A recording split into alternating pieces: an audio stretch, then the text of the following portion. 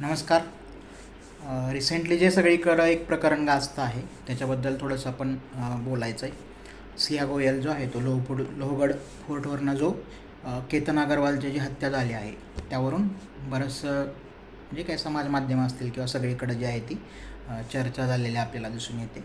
पण ते मला असं वाटतं की त्याकडं एक इंडिव्हिज्युअल केस म्हणून न बघता थोडंसं स्ट्रक्चरल प्रॉब्लेम म्हणून त्याकडं बघितलं पाहिजे, की एक संरचनात्मक समस्या म्हणून त्याकडं बघितलं पाहिजे. की ह्या केसमध्ये पर्सन सोडून द्या, ते काही कायद्याचा जो कोर्स असेल तो त्याची ॲक्शन सगळी घेतली जाईल, ते की शिक्षा होईल वगैरे ज्या त्या नंतरच्या गोष्टी आहेत. परंतु महत्त्वाचं म्हणजे हे असं का होतं आहे ह्याचे काही आपल्याला उत्तरं सापडत आहेत का, किंवा हे समजून कसं घ्यायचं आहे. बऱ्याच लोकांना धक्का हा बसला आहे की एका मुलीनं कसं काय असं केलं. म्हणजे जेव्हा एखाद्या पुरुषानं असं केलं असतं तर ते बी त्या नॉर्मल वाटलं असतं, किंवा त्याची एवढी प्रसिद्धी मिळाली नसते, किंवा तेवढी सोशल मीडियावर चर्चा झाली नसते, किंवा एवढे पॉडकास्ट बनले नसते, किंवा त्याच्यावरती एवढे यायचे रील बनले नसते केतनला ढकलून दिल्याचे. परंतु ज्या अपेक्षा सो कॉल्ड अपेक्षा स्त्रीकडनं केल्या जातात आपल्या भारतीय समाजात किंवा महाराष्ट्रीय समाजात, किंवा त्या केसमध्ये जे आहे ते जैन कुटुंबीय आहे, अर्थात त्यात बरेचशा आयडेंटिटीज आपल्याला रोल प्ले करताना दिसून येतात. भारतीय व्यक्ती हा जेव्हा भारतीय व्यक्ती असतो तर तो भारताच्या बाहेर फक्त भारतीय व्यक्ती असतो, किंवा पाकिस्तानविरुद्ध मॅच असेल तर भारतीय व्यक्ती असतो. इतर वेळेस तो हिंदू असतो, मुस्लिम असतो, मराठा असतो, जैन असतो, 96 कोळी असतो, 92 कोळी असतो, 5 कळशी असतो, 7 कळशी असतो. त्याचे बरेच लेअर आहेत, रिजन आहे, लँग्वेज आहे, सगळे म्हणजे 8-10 आयडेंटिटी तो एकाच वेळी घेऊन वावरत असतो. तर मग त्याकडे कसं बघायचं आत्ताच्या ह्या केसमध्ये जे आहे ते. तर त्यातला सगळ्यात महत्त्वाचा मुद्दा आहे तो स्ट्रक्चर, ज्या अपेक्षा ज्या आहेत की समाजाला धक्का ह्याचा बसलेला दिसतो आहे की मुलीनं कसं काय असं केलं. म्हणजे आपल्याला माहीत आहे की डेली साधारणतः तुम्ही NCRBचा तर डाटा बघितला तर 1.5 तासाला 2 तासाला वगैरे भारतात एखादा हुंडाबळी होत असतो. पण ते लोकांना त्याबद्दल फारसं काही वाटत नाही, कारण ते एक्सपेक्टेड आहे का समाजाला त्याची सवय झाली. हॅना अरेंट नावाच्या एक पॉलिटिकल सायंटिस्ट होत्या, त्या अशा म्हणल्या होत्या की वाईट गोष्ट रोजच घडत राहिली तर त्याची एक समाज म्हणून पण तुम्हाला सवय होत जाते, ज्याला बॅनॅलिटी ऑफ इव्हिल असं म्हटलं जातं, की सैतानी दैनंदिनता. जर चुकीचं रोजच घडत राहिलं तर ते तुम्हाला फारसं चुकीचं वाटत नाही का. आणि मग आत्ता ही मुलीनं या प्रकारचा निर्णय घेतला, आणि त्या सगळ्या प्रोसेसमध्ये असं दिसतंय गुन्ह्यामध्ये की ती एक डिसिजन मेकर दिसते, आणि त्यामुळे मग समाजाला धक्का बसला आहे का. मग ह्यात आपल्या ह्या सगळ्याकडं धक्का बसण्याचं कारण काय, किंवा हे असं का होतं, ह्याचे काही समजा आपण स्ट्रक्चरल प्रॉब्लेम जर आपण थोडेसे समजून घ्यायचं म्हटले, त्याच्यावर उपाय तर काय लगेच कुणाकडे काही जादूची काडी नाही आहे, की जादूची छडी नाही आहे ज्यावर ते होईल ते. पण ह्याचे स्ट्रक्चरल प्रॉब्लेम समजून घ्यायचं म्हटलं तर पहिला मुद्दा असा आहे तो पॅरेंटिंगचा आहे, की आत्ता जी लोक नव्यानं पालक बनले आहेत किंवा ज्यांची मुलं टीनएजमध्ये आहेत त्यांच्यासाठी हा सगळ्यात मोठा कन्सर्न आहे की मुलांना वाढवायचं कसं हे माहीत नाही. न्यूक्लिअर फॅमिली आहे, कामासाठी गावातून शहरात राहतो आहे, जॉईंट फॅमिली नाही आहे, मग मूल वाढवण्याची जबाबदारी दोघांवरच आहे, त्यातनं येणारे ताण आहेत, तुमचं इकॉनॉमीचं प्रेशर आहे की तुम्ही 8 तास काम करून घर चालत नाही, मग ते 10 तास 12 तास एकाला काम करावं लागतं आहे किंवा दोघांना काम करावं लागतं आहे. मग ह्यातनं जी तुमची पॅरेंटिंगमध्ये जी गॅप निर्माण होते ते याला कारणीभूत आहे का.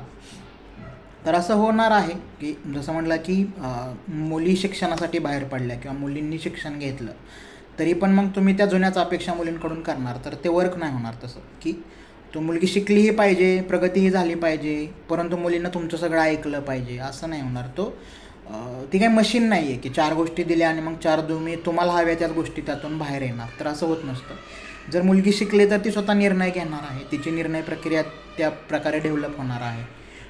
त्यामुळं ह्या गोष्टी ज्या आहेत की तिची विवाहाचा जो निर्णय आहे तो तिनं घेणं अपेक्षित आहे, आणि मग तिनं घेतल्यावर ती संवाद तुमचा तेवढा ऑर्गॅनिक आहे का, तुमच्या पालकांचा संवाद तुमच्या मुलांशी जो आहे तो तेवढा निखळ आहे का, की जिथं ती स्पेस आहे, जिथं तिला एखाद्या गोष्टीचा त्रास होत असेल किंवा तिला एखादी गोष्ट आवडत असेल किंवा ना आवडत असेल त्या मुलीला स्पेसिफिक, तर ती तुमच्याशी बोलून दाखवू शकते का. हा त्यातला सगळ्यात मोठा कन्सर्न आहे. म्हणजे पालक होणं म्हणजे हवे तेवढे पैसे देणं, पॉकेट मनी देणं, वर्षातून 4 वेळा फिरायला नेणं, पाहिजे ते कपडे देणं, 2 व्हीलर देणं, 4 व्हीलर देणं, हा नाही आहे.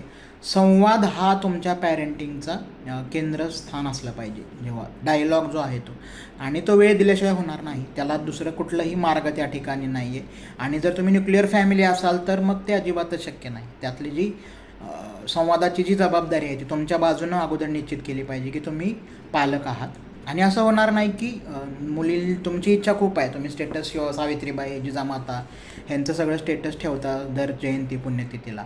तुमच्या मुलींना तुम्हाला शिकावं असं पण वाटतं, पण तिनं तिचे निर्णय घेणं, जो की लग्नाचा निर्णय हा महत्त्वाचा निर्णय आहे, तो मात्र तुमच्या मते आहे की तिनं नाही, तो आम्ही घेणार. कारण भारतात मॅरेजबद्दल तो अरेंज मॅरेज विषयचा तो प्रॉब्लेम आहे की ते फक्त त्या दोन व्यक्तींचं नाही आहे, त्यात बऱ्याचशा गोष्टी बरेचसे फॅक्टर इन्व्हॉल्व असतात. ते जात आहे, उपजात आहे, क्लास आहे.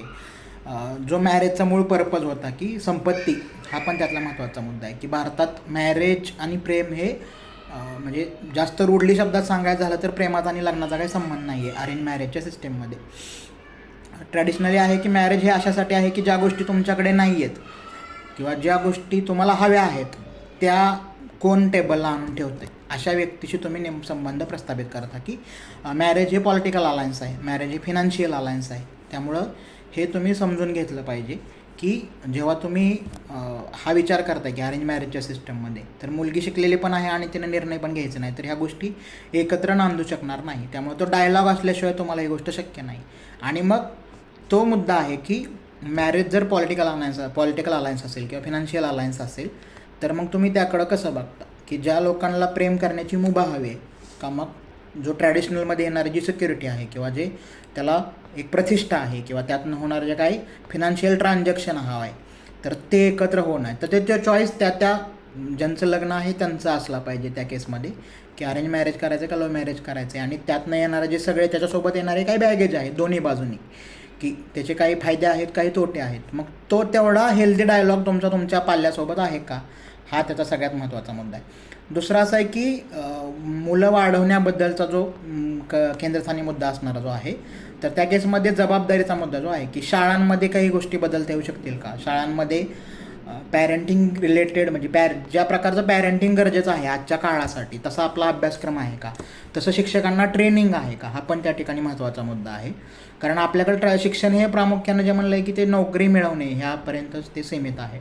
व्हॅल्यू एज्युकेशन ज्याला म्हटलेलं आहे, किंवा कुठल्या गोष्टी महत्त्वाच्या मानायच्या कुठल्या महत्त्वाच्या मानायच्या नाहीत, किंवा जेंडर सेन्सिटिव्ह असणं ह्यातला जो मुद्दा आहे, किंवा जेंडर एज्युकेशन आहे, सेक्स एज्युकेशन आहे, ह्या गोष्टी शाळांमध्ये आहेत का.